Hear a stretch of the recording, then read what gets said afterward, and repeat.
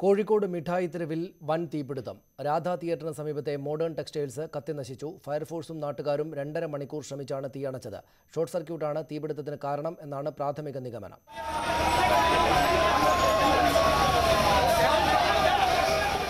രാവിലെ 11:30യോടെയാണ് മിഠായി തെരുവിലെ മോഡേൺ ടെക്സ്റ്റൈൽസിൽ തീപിടുത്തമുണ്ടായത്. പുക ഉയർന്ന ഉടൻ തന്നെ കടയിലുണ്ടായിരുന്ന വനിതാ ജീവനക്കാർ ഉൾപ്പെടെ ഇറങ്ങിയോടി.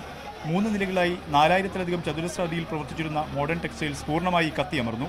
നാട്ടുകാരും ഫയർഫോഴ്സും ചേർന്ന് തീയണക്കാൻ ആദ്യം നടത്തിയ ശ്രമം വിജയം കണ്ടില്ല. ഇതിനിടെ കടയിൽ സൂക്ഷിച്ചിരുന്ന സിലിണ്ടറുകളിൽ നിന്ന് ഗ്യാസ് ചോർന്ന് തീ ആളിക്കത്തി. ശേഷിക്കുന്ന സിലിണ്ടർ കൂടുതൽ അപകടമുയർത്തുമെന്ന ആശങ്കയും ഉയർത്തി. ഇതിനിടെ 4 ഗ്യാസ് സിലിണ്ടറുകൾ ഫയർഫോഴ്സ് സുരക്ഷിതമായി താഴെ ഇറക്കി. സംസ്ഥാന ഫയർഫോഴ്സിലെ 20 യൂണിറ്റുകൾക്ക് പുറമെ കരിപ്പൂരിൽ നിന്നും അത്യാധുനിക സംവിധാനങ്ങളുള്ള 3 യൂണിറ്റുകൾ കൂടി ചേർന്ന് 2.5 മണിക്കൂർ നീണ്ട ശ്രമത്തിനൊടുവിലാണ് തീയണച്ചത്. പക്ഷെ നമ്മൾ വന്നിട്ട് കത്തിയ സ്ഥലത്തിൽ നമ്മൾ ഒതുക്കി നിർത്തി. കാരണം സ്പ്രെഡ് ചെയ്യാതെ നമ്മൾ പ്രൊട്ടക്ട് ചെയ്തു. അകത്തുള്ള മെറ്റീരിയൽസ് കത്തിപ്പോയി. പക്ഷേ മറ്റ് ബിൽഡിങ്ങിലോട്ട് സ്പ്രെഡ് ചെയ്യാതെ, കാരണം വലിയൊരു എൻ്റയർ റോ ബിൽഡിംഗ് ആണ്. കുറേ ഷോപ്പുകൾ, നമ്പർ ഓഫ് ഷോപ്സ് ഉണ്ട്. അതിലൊന്നും സ്പ്രെഡ് ചെയ്യാതെ നമ്മൾ പ്രൊട്ടക്ട് ചെയ്തു. കാരണം 3 നിലയിൽ കംപ്ലീറ്റ് സ്പ്രെഡ് ചെയ്തു.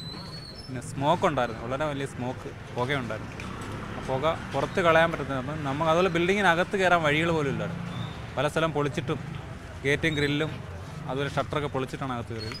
ഗുജറാത്ത് സ്വദേശി പങ്കജ് ബുലാനിയുടേതാണ് കത്തിനശിച്ച മോഡേൺ ടെക്സ്റ്റൈൽസ്. ഷോർട്ട് സർക്യൂട്ടാണ് അപകട കാരണമെന്നാണ് പ്രാഥമിക നിഗമനം. AC gas ചോർന്നതാണെന്ന സംശയവുമുണ്ട്. 1 കോടിയിലധികം രൂപയുടെ നാശനഷ്ടമാണ് കണക്കാക്കുന്നത്. ഉത്തരമേഖലാ DGP രാജേഷ് ദിവാന്റെ നേതൃത്വത്തിലുള്ള പോലീസും രക്ഷാപ്രവർത്തനത്തിനിറങ്ങി. നാട്ടുകാരുടെയും ഫയർഫോഴ്സിന്റെയും കഠിന ശ്രമഫലമായി മിഠായി തെരുവ് ദുരന്തത്തിന്റെ വ്യാപ്തി ഇത്തവണ കുറയ്ക്കാൻ കഴിഞ്ഞു.